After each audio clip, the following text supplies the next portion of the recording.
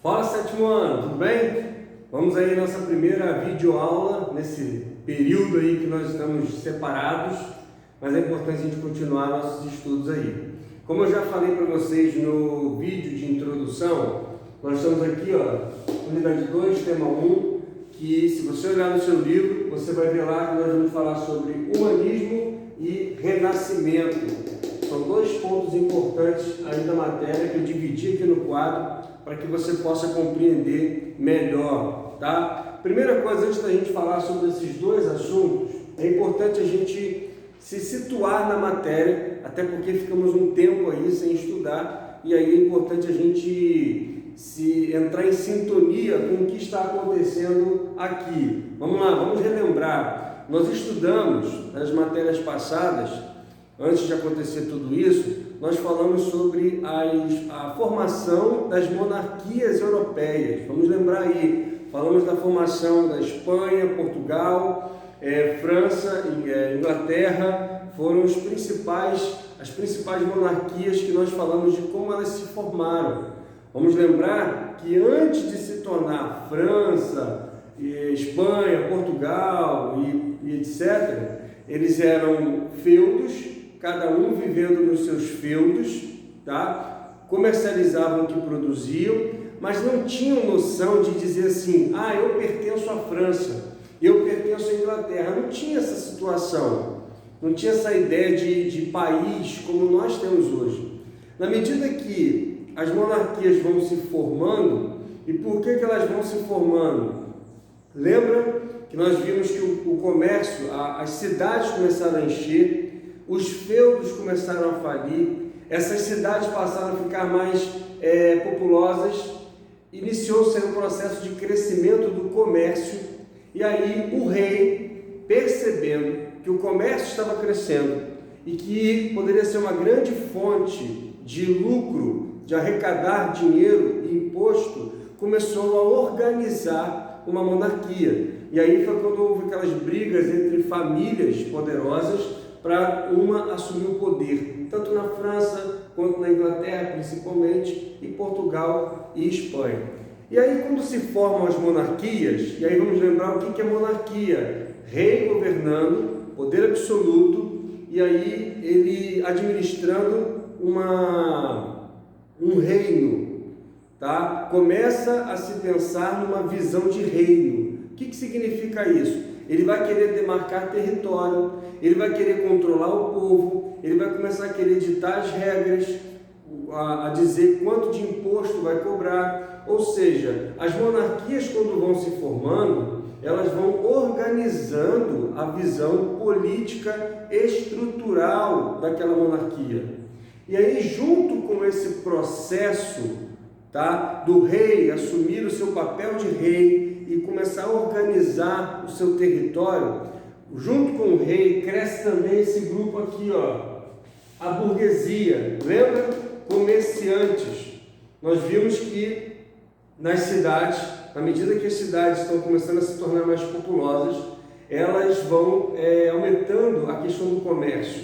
Primeiro porque as produções nos feudos já não estavam tanto já grandes como era antes. E aí a burguesia, por causa do comércio, ela vai tomando uma proporção muito grande. E essa burguesia vai ter uma influência nessa sociedade aqui, nós vamos ver sobre isso. Então, rei governando, monarquia se fortalecendo e junto a burguesia assumindo o seu papel. São pontos importantes. Nós estamos falando no período aí, desde o século XI, XII, XIII, XIV, esse período aí, do século XI, mais ou menos, até o século XV, XVI, é um período de transição da Europa. É um período de transformações. Quando eu digo transformação, eu estou falando de uma sociedade que está saindo de uma forma de se organizar e passando por um processo para se organizar de outra forma. Nós vamos ver isso aqui, uma sociedade com pensamento religioso. Lembra que a religião cristã predominava na Europa, influenciava em todas as formas de pensamento cultural, de valores, por causa do cristianismo. A Europa, no período principalmente do século 300 até o século o século 17, mais ou menos, 18, a religião cristã ela predomina nesse período. Tá? A Europa ela vai ser completamente dominada pelo cristianismo. E esse domínio, vamos sempre lembrar, vai interferir na forma de ser dos europeus, tá? Na questão de costumes, valores e tudo mais. Então vamos lá. Quando a gente pensa aqui, ó, essa sociedade europeia que nós estamos falando, desse período do século XII até o século XV mais ou menos, ela tem um pensamento religioso, ela carrega um pensamento religioso cristão muito forte. E o grande processo de transformação e de transição que está acontecendo, que eu acabei de falar, é justamente esse processo de sair desse pensamento religioso para um pensamento renascentista. E aí eu já começo a matéria falando sobre o renascimento. O que seria esse renascimento aqui? Vamos lembrar o seguinte: por muito tempo, ou seja, desde o período que eu acabei de falar, do século III, ou seja, o ano 300, mais ou menos, a sociedade europeia ela tem um domínio cristão. E por muito tempo, até o século XI, praticamente aí quase 1000 anos, a sociedade, tanto culturalmente, religiosamente, valores, tudo que se organiza uma sociedade era influenciado pelo cristianismo, ou seja, a religião determinando como aquela sociedade se organizava, a sociedade europeia, certo? E aí, por muito tempo, tudo girava em torno do conhecimento, a educação girava em torno da escritura, da Bíblia. Então chegou um momento que as pessoas começaram a questionar por que tudo tinha que ser de acordo com o pensamento religioso. Algumas pessoas começaram a questionar por que tudo se girava em torno de Deus mandou fazer isso, Deus que disse assim assado, que Deus criou todas as coisas. Ou seja, alguns homens, principalmente desse grupo aqui, começou a questionar, alguns intelectuais, alguns filósofos, começaram a questionar por que eles não podiam pensar outros tipos de conhecimento que não estivessem associados ao pensamento religioso. Porque na visão deles, por causa da forma como a igreja governava e que ela às vezes, em muitos momentos, não só às vezes, ela sugava financeiramente as pessoas, ela não permitia que as pessoas tivessem acesso a outros tipos de conhecimento.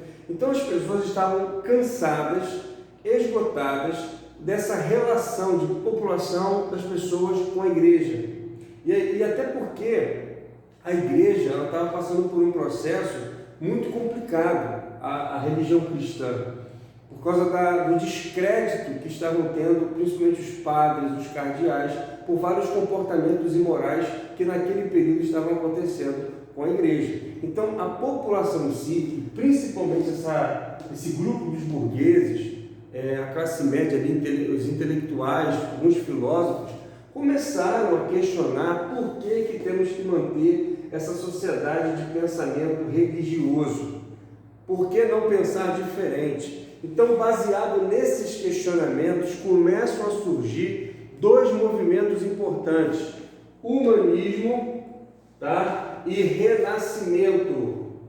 Preste atenção, porque esses dois movimentos aqui vão influenciar o processo de transformação do pensamento religioso para o pensamento renascentista.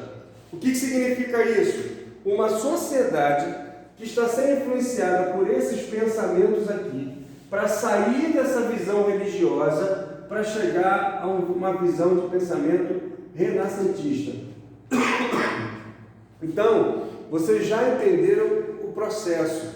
Nós estamos num período na Europa, de uma Europa dominada por reis, dominada pela igreja, pelo cristianismo, porém, um grupo está surgindo que não estão mais querendo viver essa sociedade religiosa, essa sociedade de pensamento religioso. E aí eu sempre tenho que pensar aqui, ó, está acontecendo o quê? Estão acontecendo transformações europeias, transformações na Europa, ou seja, saindo de um pensamento religioso para um pensamento renascentista. aí a gente já entendeu o processo de como as coisas estão funcionando. O que eu preciso entender de cada coisa? Os dois caminham juntos, têm o mesmo intuito, tá? Influenciar na transformação da Europa. Mas o que cada um representa? O que cada um veio trazer? O que cada um quer falar? Quando a gente olha para o humanismo, primeiro, existe aqui o pensamento humanista. Ó. Vamos ver cada um aqui. Primeiro é a razão. O que é razão? Lembra que eu falei que na sociedade europeia do pensamento religioso tudo era Deus? Imagina uma sociedade que era o seguinte: Deus criou as coisas, Deus é que fez isso,